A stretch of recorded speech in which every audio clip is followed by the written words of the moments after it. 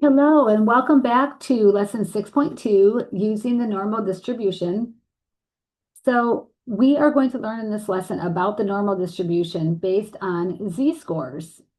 So when we learned the empirical rule and the curve and how to fill that out in chapter 3, this now applies in a different kind of context.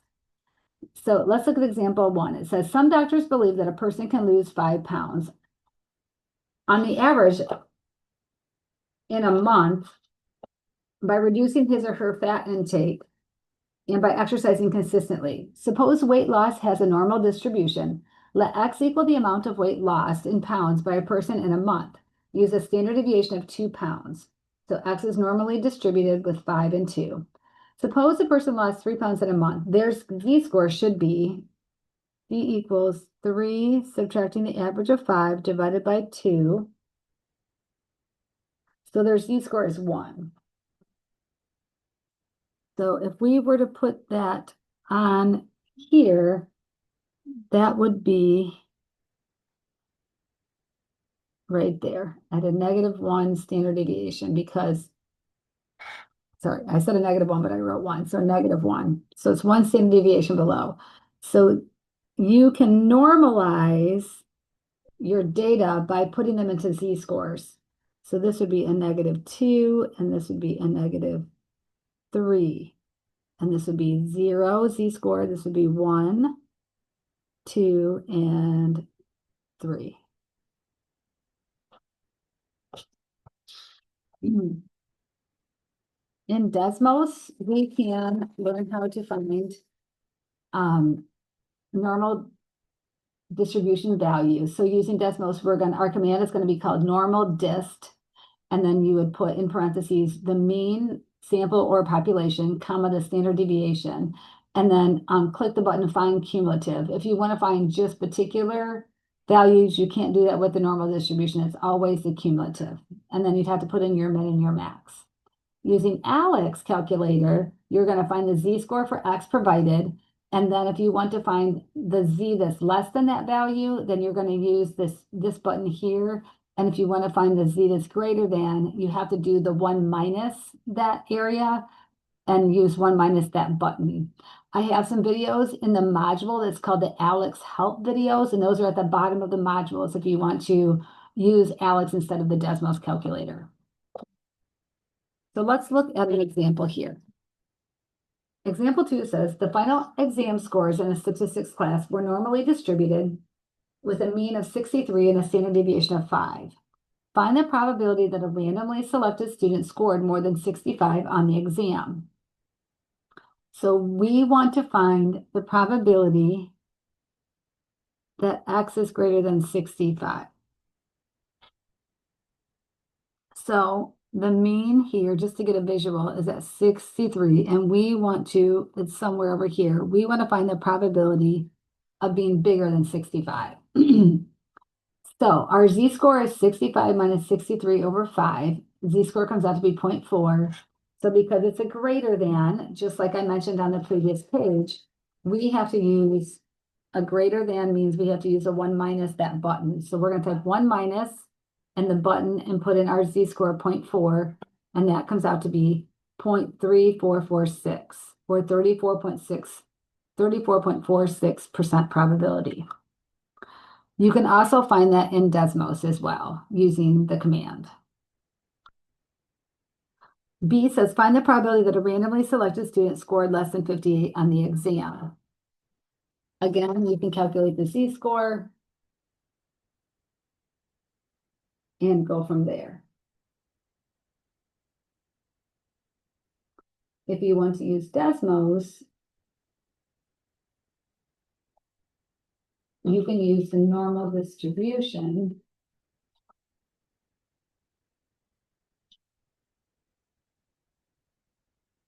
And I'm going to show you how that would work and share my screen. No.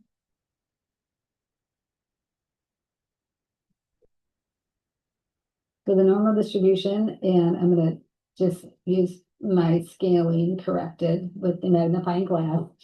And the cumulative here, we want to find in part B, it says less than 58. So I'm going to mark 58 here, and then it's going to go to infinity, and it marks it for me, and it tells me it's 0.59. You can see that here. And then you can see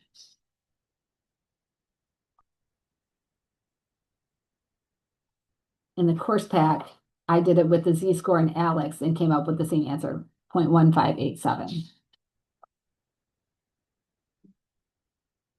So again, I have some more explicit directions for the Alex calculator here if you want to use that.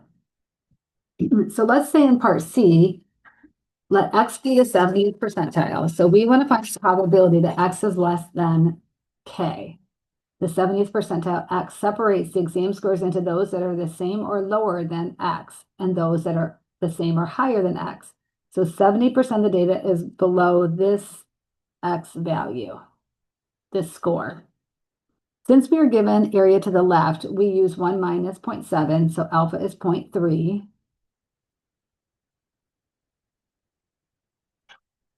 And so we're looking at Z of 0.3, which is equal to 0.5244. And you can put that into your Alex calculator right here, and it comes out with 0.5244. So the score that goes with the 70th percentile is 0.5244 times 5 plus 63. And you can see that up here.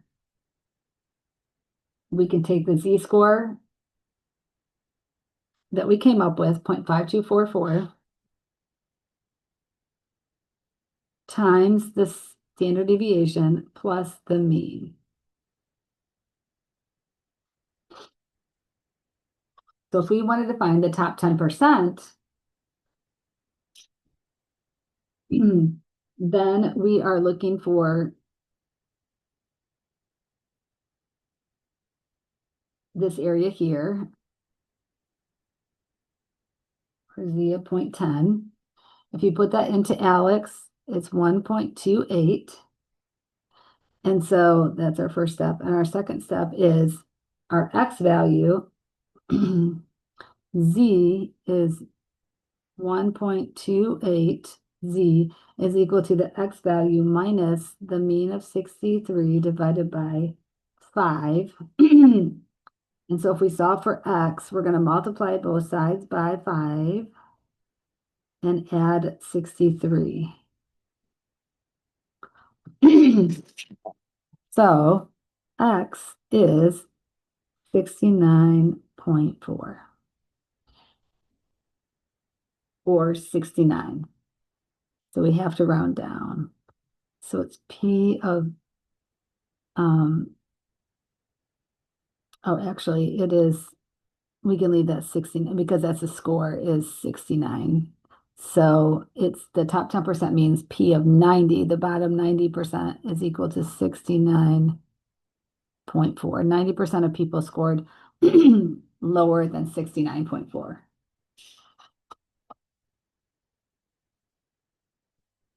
Okay, let's try example 3. So I want you to try these and then either try them in Alex or try them in Desmos.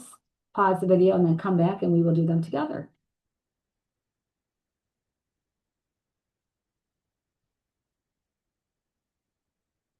Welcome back.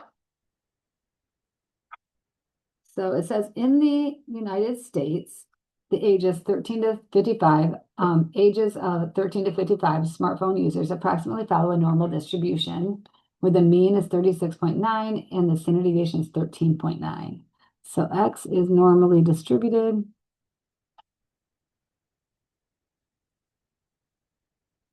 Determine the probability that a randomly selected smartphone user is between 23 and 64.7 years old. So there's my mean. So 23 is over here. And 64.7 is over here. And we want to find the probability that X is between them.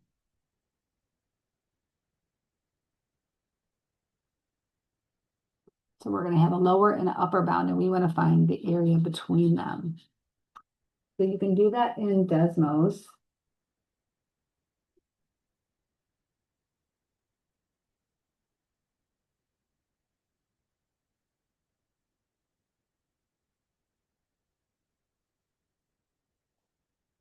And if you go to, I have Desmos links for this in the modules, and it is there, so you can see what I typed. I'm going to share my screen so that you can also see what I typed here.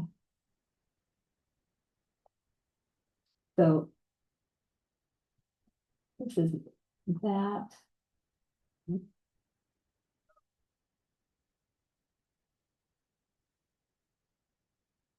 And the smartphone users, here they are. So I use the normal this, and I'm doing between 23 and 64.7, and that comes out to be 0.8185. Then part B says find the 30th percentile.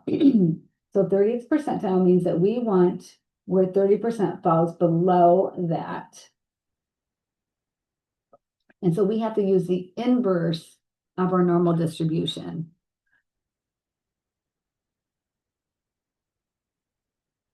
So we want the area below this X value to be 30%. And so we're going to use the inverse, and we're going to tell it the area that we want. And we want that to be 29.6, because it says the 30th percentile. So 30% of people are below that area. And so we only want that to be, let's do 7. Because we're telling this is to the left. Area to the left. So 29.6.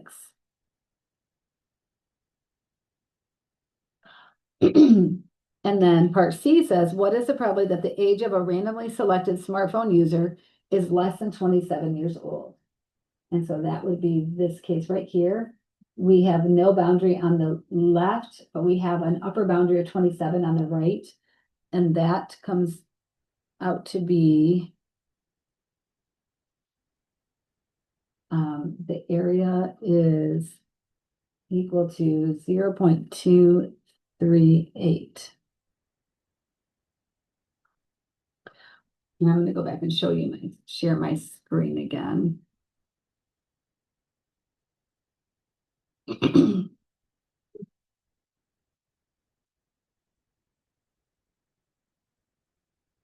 This value here is less than, it ends up becoming this 0.238 right here. And remember, in Desmos, the area that you put in is the left area, even though you would write it as a subscript. To the right is the area this way. Alpha is usually written this way, but Desmos takes it as the left area. So the last little piece is called assessing normality. And we need to be able to assess normality because we need to decide if our data is not normal, then we can't be using this normal distribution. So for the upcoming chapters of 7 through 9, it will be important to know if our data is coming from a normal distribution. And there's 2 ways we can do that. One way is finding this Pearson coefficient called the Pearson's index of skewness. It's by taking 3 and multiplying by the difference of the mean and the median and dividing by the standard deviation. That's the Pearson coefficient. If that Pearson coefficient is less than or equal to a -1 or bigger than, larger than or equal to a +1, then we can conclude that the data are significantly skewed. A normal probability plot, which we will not create in this course, but we will learn how to read them. So we will be creating them in Alex, and I'm going to show you one, but it kind of does it for itself.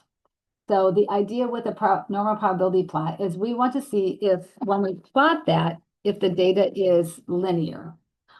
So let's do example 4 first, where we're using the Pearson coefficient. So I have some data here on the cigarette tax in the 50 states of the US. And we have to find the mean and the median so that we can calculate our Pearson coefficient. The mean comes out to be 147.04, and the median is 138.5. And our Pearson coefficient is found by taking 3 and then 147.04, subtracting 138.5, and dividing by the standard deviation of 93.55. And that comes out to be 0.27. So because this is in between here, so if your Pearson coefficient is between a -1 and 1, it is considered normal. Okay, and ours is definitely there. So we can say that our data is normal.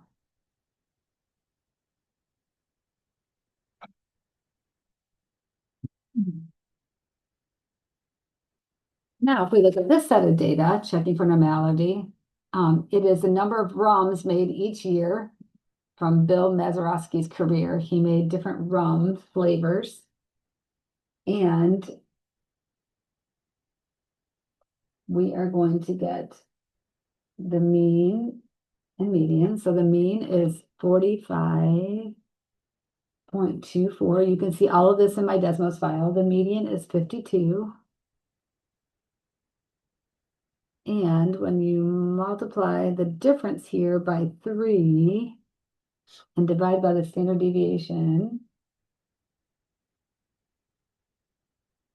the Pearson coefficient is a -0.9866, very close to a -1. So it's on the verge, very close to being skewed. So it's very close to being a -1. So I may not say it's normal.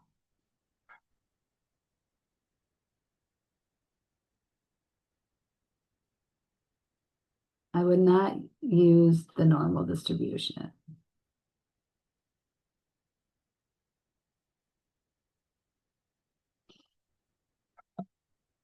Example 6, I'm giving you the normal curve. So it says a group of students collected data on the speed of vehicles traveling through a construction zone on a state highway where the posted speed was 25 miles per hour. The recorded speed of 14 randomly selected vehicles is given below. So they have plotted the z-score, the normal quartile, and versus the speed.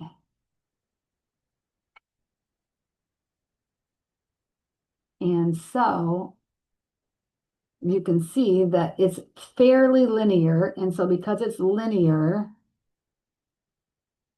we can use the normal plot or the normal distribution.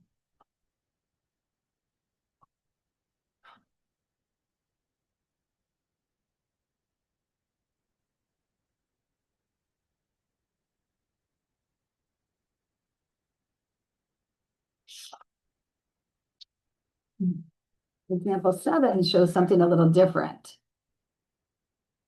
So the National Center for Educational Statistics 2000 School Survey on Crime and Safety gives data on several aspects of safety in public elementary and secondary schools. One indicator of safety in a school is the number of out-of-school suspensions in a given year. Use a normal probability plot to assess the sample data and see if it comes from a normal distribution. So there are the normal quantiles here, and you can see it is definitely not a linear shape. So it's not linear. So we cannot use the normal distribution.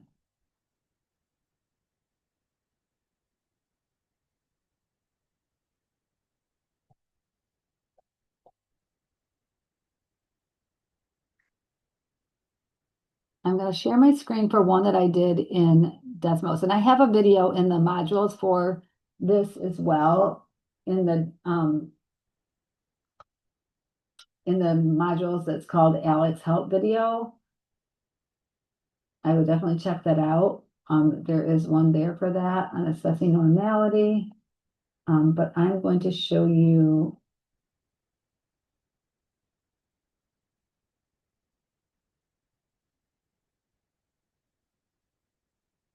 this here.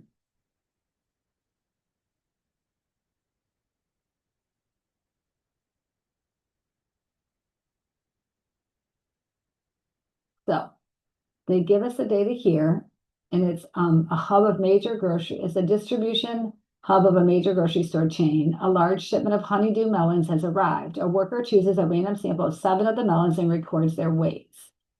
So it says graph the normal quantile plot for the data.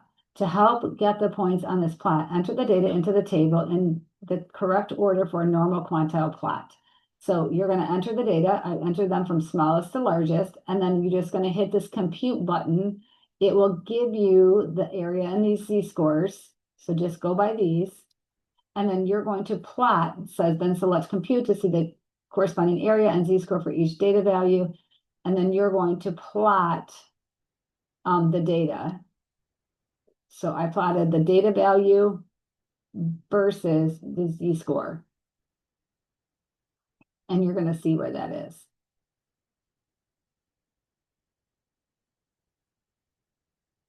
And then we will go from there. And then I said that because it's not linear, the plots appear to follow a curve, not a straight line. And because they follow the curve, I said the population does not appear to be approximately normal. Please reach out if you have any questions. Have a blessed day.